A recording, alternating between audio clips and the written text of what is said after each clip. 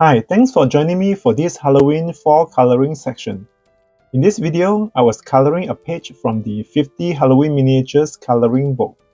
The paper from this book is typical Amazon paper, printed by Amazon, which is not the best for coloring books. Previously, I tried creating a base for the page using watercolor for the 50 Woodland Miniatures coloring book, but this time, I used Crayola Supertips markers since I had just bought the 150 set.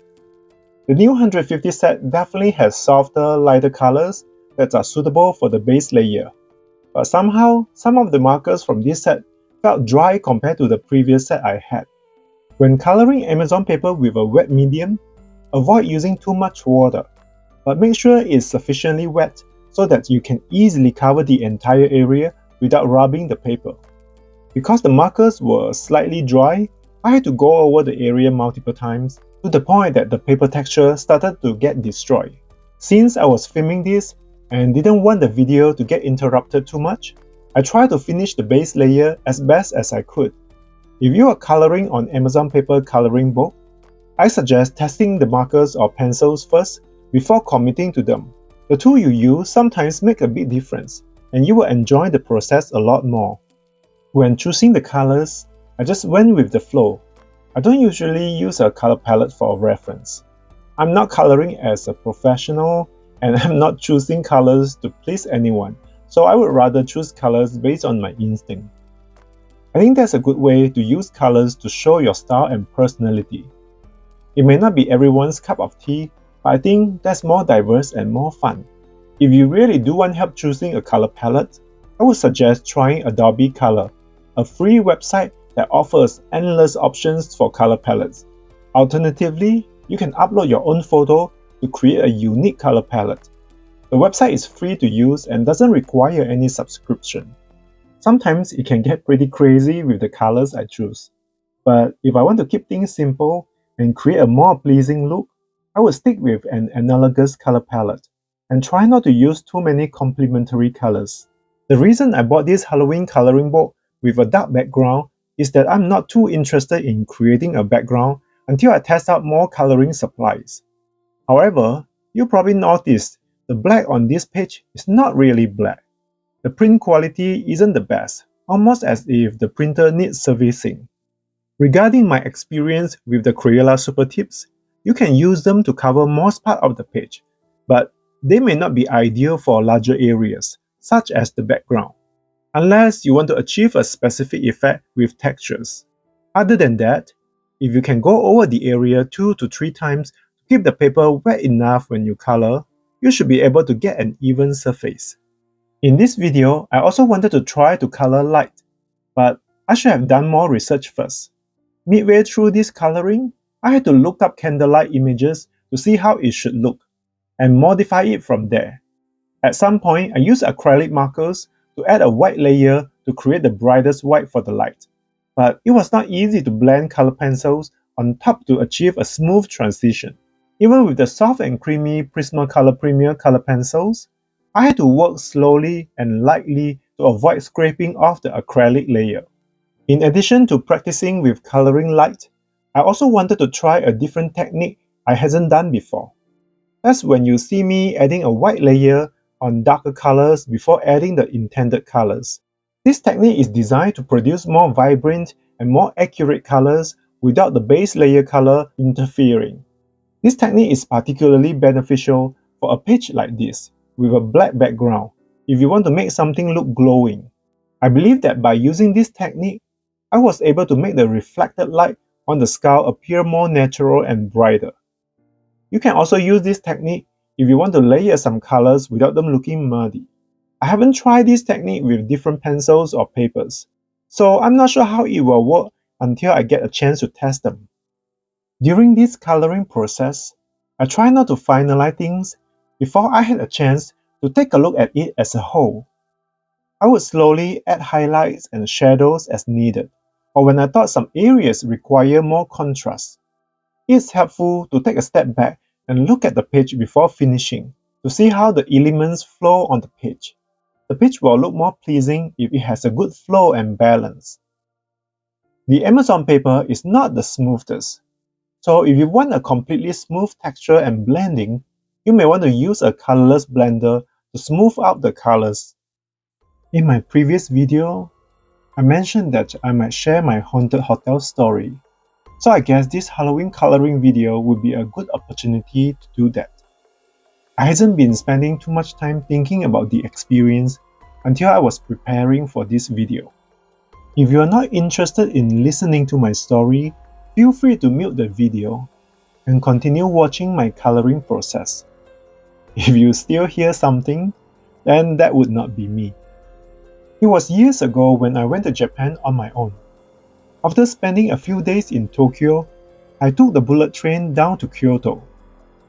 I'm usually pretty good at picking hotels, but these days, those photos can fool you. When you show up at the hotel, the room can look quite different. It would be easier if I just spending money on a 5-star hotel, but I'd rather spend the money on food, experiences, and shopping. Since that trip, I packed the memory away and didn't want to think about it anymore. While preparing this video, I tried to look up the hotel on Google Maps to see if I could find it again, but I couldn't find any record of it. I only remember it wasn't on the busy touristy street.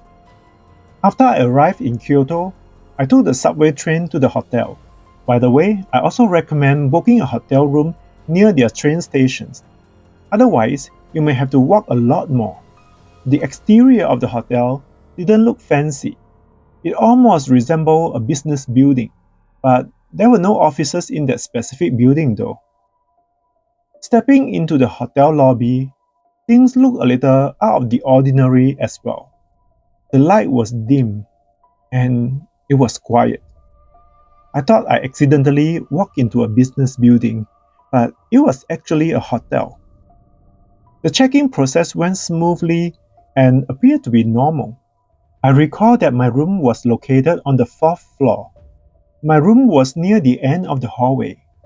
Now that I think about the room, it gives me the chills. Stepping into my room, it felt off. I don't know how to describe it, as if I didn't belong. It's hard to put it into words. Since I had done quite a bit of traveling before the COVID pandemic, I wasn't someone who constantly worried about such things. I felt unease in the room. The room was not very big. The bed was facing a curved window with curtains all closed. I think the color of the curtains was yellow. I'm not sure why that matters, it just popped into my mind. I decided to head out to get a snack. After I returned from my brief outing, I felt tired, either from the travel or from something else. When I was in the elevator, I saw that the hotel had a sento on the 7th floor. A sento is a traditional Japanese bathhouse, similar to places where you can enjoy a hot spring bath. It's not uncommon for Japanese hotels to have a sento. Since the stillness in the room bothered me, I went up to the 7th floor to take a bath, hoping to feel refreshed and maybe that would help me sleep better at night. When I walked into the sento, it was empty, except for a boy sitting in front of the mirror. He quietly and slowly turned his head and stared at me.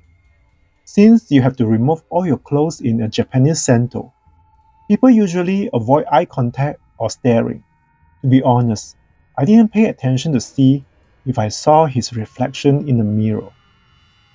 I was uneasy with him staring at me and not moving. To avoid the awkwardness dragging on, I took the towel, undressed, and walked into the bath that was behind another door.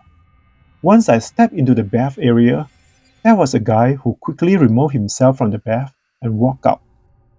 Everything happened so fast. I don't even remember how he looked.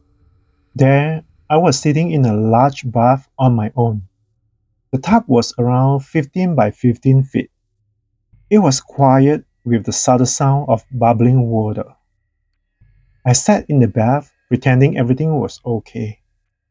The thing is, I had a weird feeling since the moment I walked into the hotel, and I couldn't shake the odd feeling I had. In a way, I felt increasingly uncomfortable. The room was empty and I felt people were staring. I rapidly rinsed off after 10 minutes in the bath. The bath didn't relax me, but made me more anxious, which was uncommon as I had been to a center many times. I went out for dinner and took a stroll around. When I returned to my room, it was getting late, so I went to sleep, hoping to feel better the next day.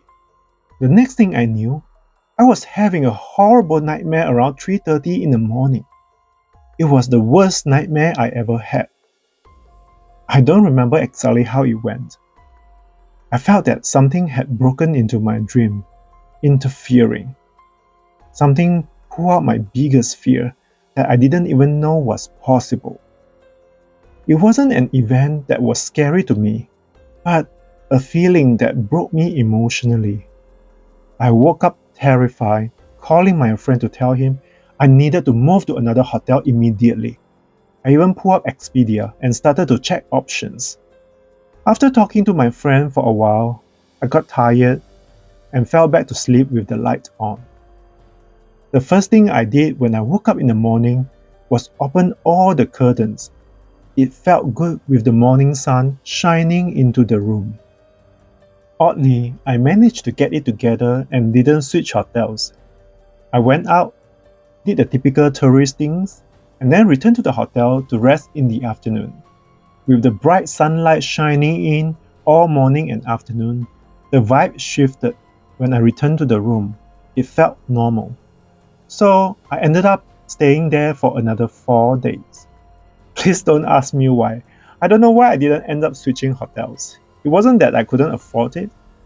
I was in and out of the hotel for 4 days, but I never ran into another guest in the elevator or at the lobby, as if I were the only guest staying there. Have you stayed at a hotel where you never see anyone else? Isn't that odd? Since then, I occasionally have similar nightmares. I experienced something that broke into my dream world and terrified me. It's weird. I somehow knew I was in a dream and that something wasn't supposed to be there. My dreams were interrupted and my fear was intensified. I don't know what that means. At least, I'm still here to tell my story. To retell this story, I feel pretty exhausted. So, I'm going to stop here and let you finish watching this video of the coloring process. I apologize if my story wasn't scary enough. It was so real and so surreal. I hope you continue to enjoy the fall and have a great time at your Halloween party. I had hoped to release this video earlier, but the coloring process took longer than expected. If you watched the entire video, please share your thoughts and let me know what you have been working on. I need ideas and a distraction, so I'm not constantly thinking about my Kyoto stay. I appreciate you taking time to click on this video to watch my video and listen to my story. I hope I will talk to you again soon. Bye!